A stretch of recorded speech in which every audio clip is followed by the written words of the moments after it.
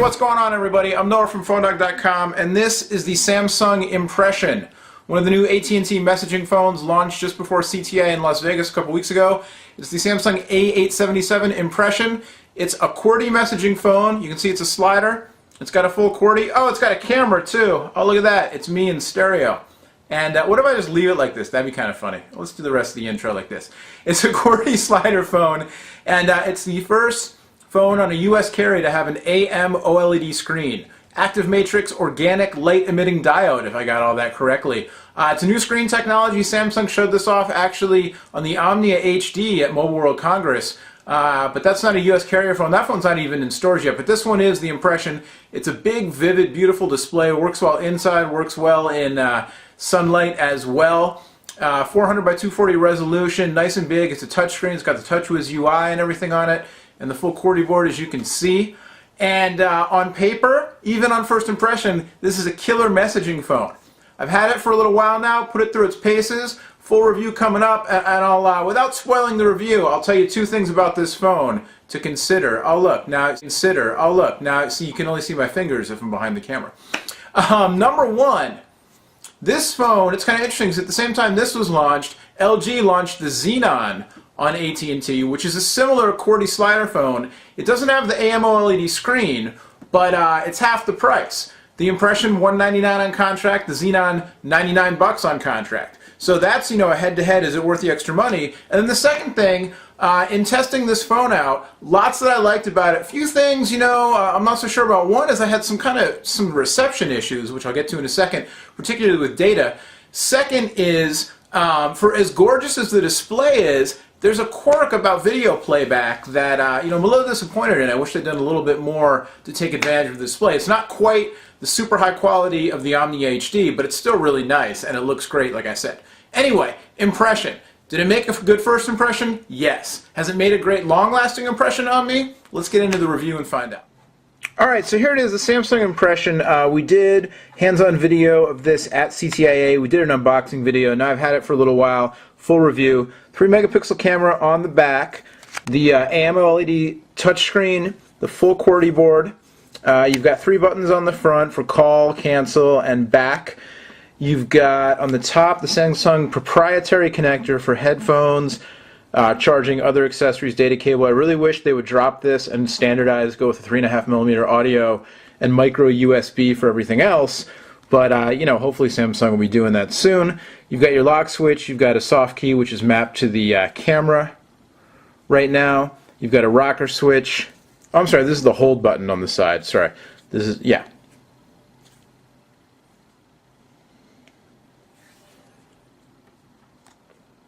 So you've got your lock switch, you've got a soft key down here which is mapped to the camera right now, and then on the other side you've got a rocker switch, and then you've got your shortcut key that gets you to the shortcut menu.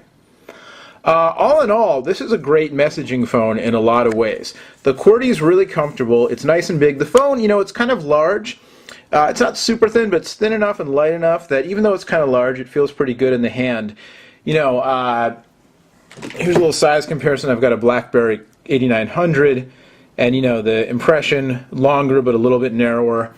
If I put this next to, we'll put this next to the Samsung Propel, which is another messaging phone, different form factor, and you can see, the Impression, certainly when you compare it to something like the Propel, not only is it much more attractive, I think, but also size-wise, not really that different. It doesn't really feel like huge and bulky. If you're stepping up to a messaging phone with a full QWERTY, you're going to obviously have a little bit larger of a phone, and the Impression, definitely for what you get, I think the size is fine. The QWERTY board, nice and big, nice and spacious, easy to type on.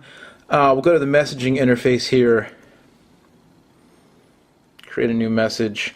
And, like I showed in the original video, really easy to type on. The space bar on mine is a little funny. The action is a little weird. When I press it, it sort of feels like it presses twice. Sometimes I don't press it dead center. It kind of has this weird, kind of mushy, like it'll double click sort of. Aside from that, though, the rest of the buttons are fine. Kind of a soft touch plastic, a little bit of a curved dome shape to them. Easy to type on. Not the firmest action, so some people, depending on your preferences, you might not like the action as compared to some other phones, not like the hard chiclet style, like even this Nokia, little more of a hard chiclet style. The Samsung, the Samsung,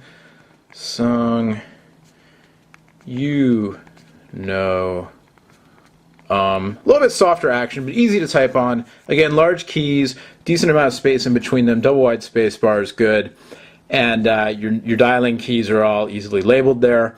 The messaging interface is pretty good. The touchscreen, it's resistive, not capacitive, but it works well.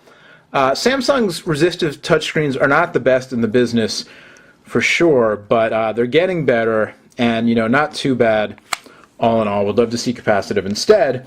But the AMOLED display is just great. I mean, the screen really pops. The graphics look great on it. There are a bunch of demo photos on here, but I actually loaded. I did this on purpose. This is a photo that actually a Samsung PR person took when we were walking around Barcelona at Mobile World Congress. Me next to the giant paella pans.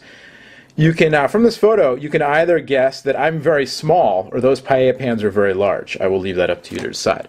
But if we zoom in, the photo interface is kind of nice. You can see up here a little mini map of the photo, and I can drag around. And the quality on this, pretty good. A little bit of pixelization, but that's because, or pixelation, sorry, that's because I'm zoomed in pretty far. But the quality, nice. The display looks good. All right, now you can see the demo photos that came with the device.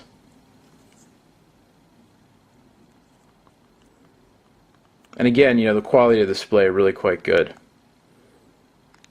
We'll go back, and now it's rotated, so we can swipe this way. The one kind of issue that I have with the display and media playback and that kind of thing, like I alluded to, is video playback. The display is 400 by 240 widescreen. But for some reason the phone will not play videos that are 400 by 240. So I grabbed this video off of YouTube, and I grabbed it from, it's an HD video on YouTube. You can see I Bluetoothed it over from my computer. And so we'll go to this number 2, unsupported resolution. Right? So I hit the info, properties, MPEG-4, 400 by 240. The display is 400 by 240, so kind of weird that it wouldn't play. So I did a little research, and it turns out that the impression will only play videos up to QVGA, 320 by 240. So here's the same clip, 320 by 240, and I can stretch it, and it'll fill the whole screen, but it's not native resolution. Also, you can see the playback's a little bit choppy. It might just be too high of a bit rate. This is a 28 megabyte file for about 1:50, I think. You can see Ray Allen and Anderson Varejao getting into it there. And a little bit choppy in the playback on the computer, the original source file, not that choppy.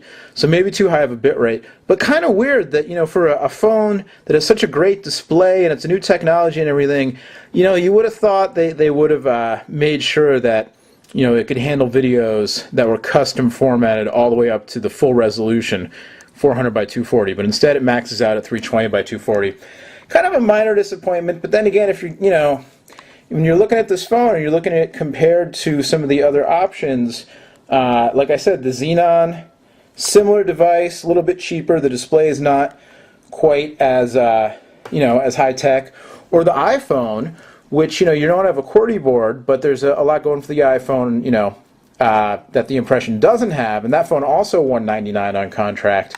You want to make sure that you're checking this thing out to the fullest of its ability. So a little bit disappointing on the video playback thing there.